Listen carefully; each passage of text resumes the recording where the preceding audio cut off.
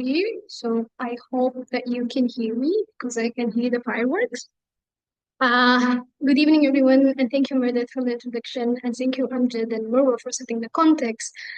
Before I begin, I just want to situate my presentation with Marwa's and Amjad's presentation. So they talked about the lack of information and how that impacts this citizens and civilians.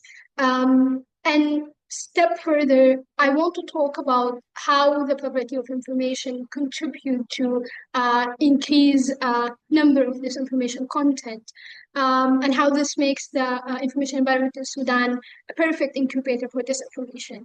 And particularly, I want to brief you about the work I've done on AI deepfake. So I won't talk about disinformation in general. I want to talk about specific form of disinformation, which is AI-generated content. But most of the things that I'll say will apply to other forms of disinformation as well. So this research is part of the Sudan Democracy Lifeline Fellowship. And just to set the expectation of what I'll be doing is I want to try to work together to reframe the problem and also to talk about policy options. So first, before I begin, a few important things to keep in mind when you think about the role of media in society is that media does not only contribute to reflecting what's happening, but also shape our perception about reality. So media determines what you think about and also how you think about certain issues. And the cultivating impact of being exposed to certain narratives and views will actually contribute to shaping your beliefs as well. So with that in mind, let's talk about AI deepfake. First question is, what is AI deepfake and how it's different than other forms of disinformation? So the textbook definition of deepfake is that it's a process of using deep learning technologies, and namely generative adversarial networks, AI, to manipulate authentic material. It can be either audio, video, and also images. What sets it apart from the other forms of disinformation is the visual and auditory element of it. So, as Amjad said, there is the recycled footage and there's a textual disinformation. The recycled, which I like to call out of context, usually uses actual content, but it's taken from its context. And text disinformation is basically text-based. But the AI deepfake content tries to go a step further and fabricate reality by giving us manipulated images, videos, and also a voice recording. So to what extent this is relevant to Sudan? So in Sudan, the AI deepfake has been used to sow confusion, undermine popular support, and discredit leaders, with a particular increase after the first 6 months of conflict in the voice cloning technologies. But recently, after Al-Fashir Far and also the presidential castle recovery, there have been increasing number of AI-generated images. And I think I'll talk again, hopefully, maybe in the Q&A if I got time, about what Amjad mentioned about the usage of AI to showcase what's happening and to be a positive force for the humanitarian situation. But now I'm focusing on the evil part of it. So let's start to reframe the problem. First, when we think about the AI deepfake, what is the risk that we are talking about? So the current framing tells us that the risk is the actual AI deepfake. The fact that deepfake promote belief in falsified truth. And there are malicious actors who are able to generate high quality deepfakes, and that lead to manipulating the public.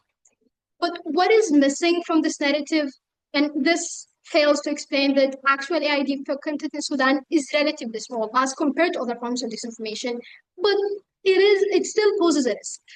And why it still poses a risk, let's try to see what's missing, is the perceived and actual AI deepfake, the AI skepticism, the fact that people will start to regard everything as a deception, assuming that it's AI deepfake. So yeah, they will refuse unfavorable correct information by assuming they might be deepfake. And I just want to bring your attention to the actor. So either the politicians can contribute to the AI deepfake perception by accusing true content of being deepfake, or the public themselves, they can do that. And let me try to walk you through this when we talk about the perceived AI deepfake. Before we do that, let's talk again about the actors. So the current framing of the actors in disinformation by deepfake is that people are disinformed by others. And by other here, I mean malicious actors. And there's an underlying assumption in this argument is that the public are passive and they are objective in their consumption of the media and information. But it fails to explain again how the actual supply of AI deepfake in Sudan is relatively low, but still people are AI skeptics. This brings us to what's missing, which is disinformed by themselves. There's a growing body of research in disinformation um, talk about how the public themselves are not passive in their consumption of media and the content, but they are actually motivated and they have biases. So it argues that instead of disinformation shaping belief, disinformation is shaped by existing belief. This relates to the filter bubble. What you are exposed to because of your biases actually contribute to what deceives you. So the individual level factors, when we talk about the user, the recipient of the deepfake, is motivated reasoning, which is bias, and also AI self-efficacy. AI self-efficacy is a fancy word to say to what extent people perceive themselves to be able to detect AI-generated content. And there's a hypothesis that this can also be linked to the digital divide because people can overhype AI because they don't have a benchmark of the current AI capabilities. So again, they would regard anything as a deception, or they would regard true content as deepfake, although it's true, because they don't know what are the current capabilities of AI deepfake generation. So let me, as I promised, walk you through the concept of perceived deepfake. Just an important caveat, in the literature, you will find it named as the liar division. But here I'm using the term perceived deepfake because the liar division focus on how the politicians can assume AI or make AI accusations. But the perceived AI deepfake talk about how the public, as a collective group, would agree together in thinking that true content is actually deepfake. So the famous example, which is Hemeti's death. And just to give context for the non-Sudanese audience, during early days of conflict, SAF supporters have campaigned that Hemeti's death. And as Meredith walked through the context, I'm sure that you know Hemeti is the leader of RSF.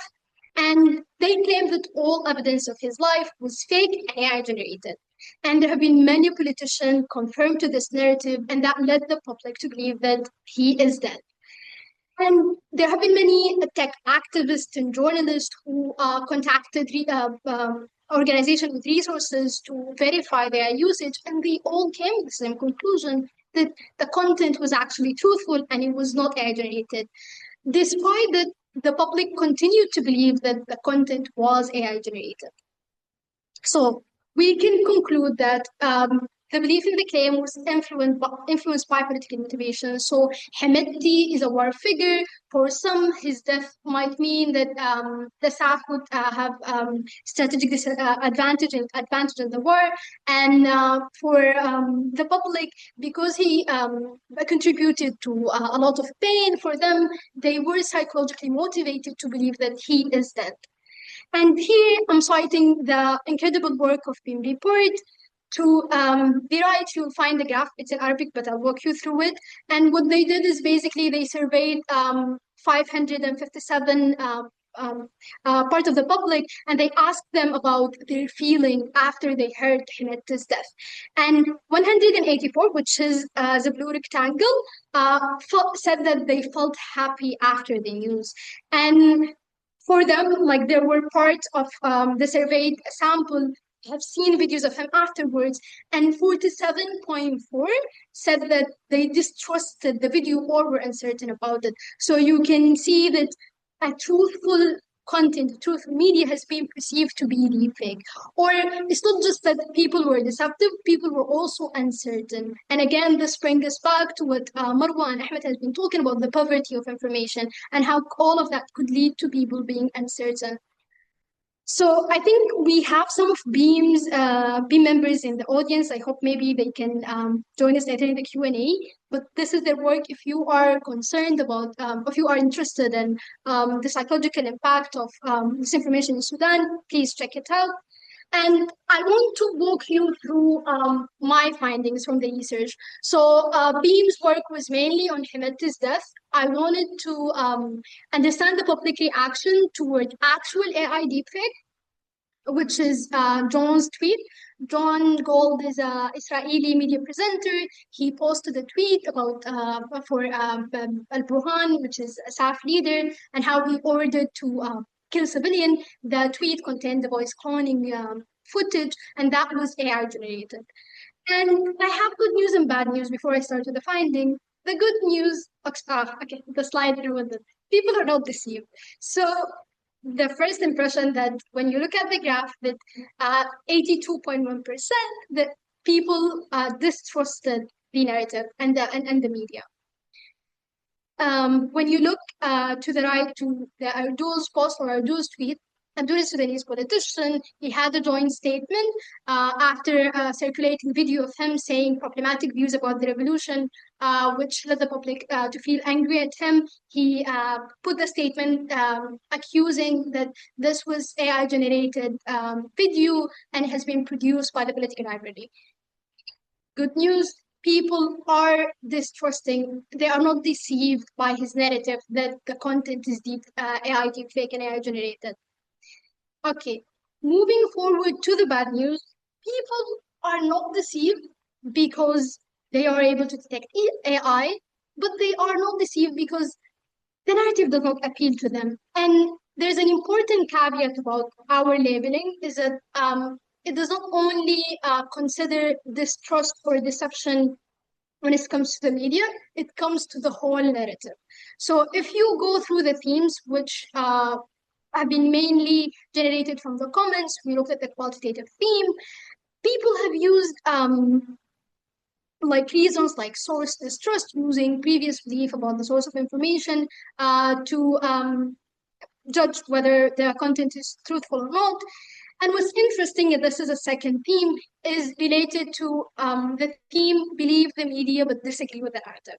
And this is super interesting. Why? Because for those people, in John's tweet, which contained the AI cloning footage, the content was real, but their problem was with the narrative.